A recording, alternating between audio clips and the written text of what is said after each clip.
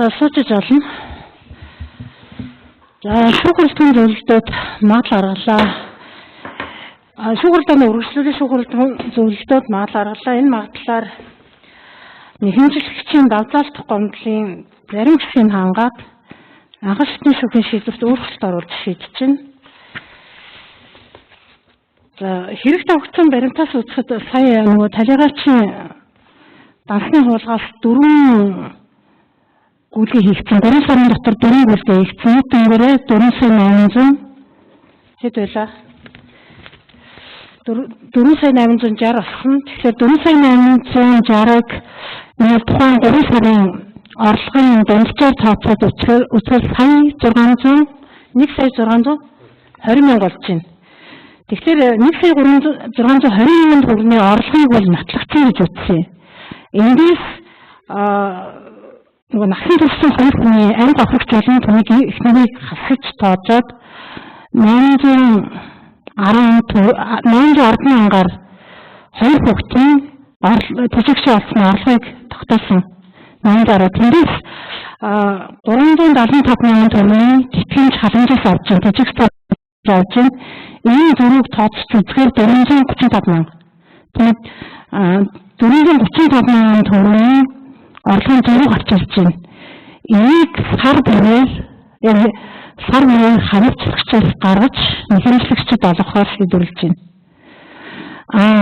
Яг нэхэмжлэгчд үнэн бүр ингээд 10 хэдэн сараар бараг 18 нас хүртэл ингээд нэхэмжлэгдсэн байсан. Хуулиар бол 497-гийн 1 болон 499-ээр 500 номер өнтөр шийдэж байна. Энд дээр 3 зүйлийг хэрэгжилж байгаа. 499-ийг ямар учиртай байдаг вэ гэхээр тэрийн өрсөлдөлийн эзэмшигч, үнэмшлэгч тэрийн өрсөлдөлийн суулгачсан генерийн хохирлыг хариуцсан гэсэн даалт байдаг. Тийм учраас хариуцагч бол генерийн хохирлыг хариуцагчтай гэсэн дүгнэлтийг хийж байна. 500 номер бол ямар генерийн хохирлыг бол гаргуулах хийгэнд олохын бол зохицуултын байгаа. Энэ зохицуултын дагуу бас гаргуулж шийдэж байгаа. Насан туршийн хоёр хүний хасаж тооцоод насан туршийн хоёр хүүхдийн тооцоолсон. Хүүхдүүдийн хувьд бол 14 нас хүртэл суралцж байгаа бол 18 нас хүртэл хугацаагаар энэ тэтгэмжийг авах хэрэгтэй.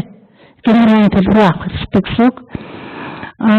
Яг хэрэг тавигдсан баримтаар заавал 98 сая төгрөг бол 2,500-аас тооцсон 98 саяын одоо үндсэндээ зарим хэсгийг хангагдаж үлдсэн хэрэгсэхгүй болгогдож байгаа.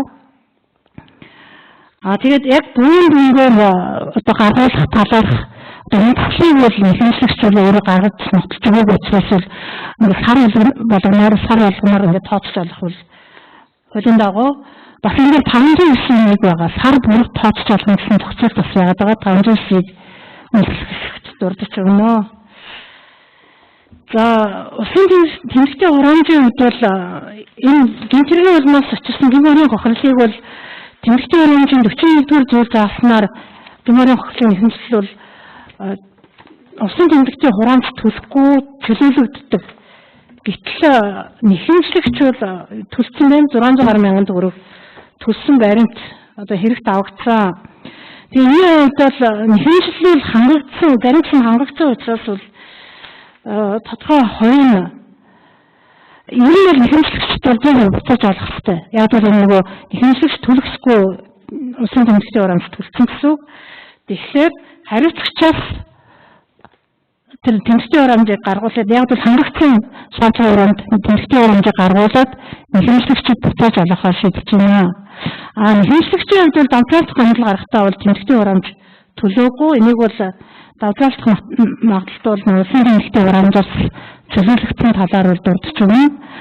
Магадлал эсрэгсэн тохиолдолд хууль заасан нийтлэлээр бол гадаж авсан өдрөөс хойш 14 хоногийн дотор хяналтын журмаар усын дээд өгөхөд гомдол гарах хэрэгтэй. Ойлгосон магадлал агуулгыг. За шүүхрэлтийн хаасны мэдээлэл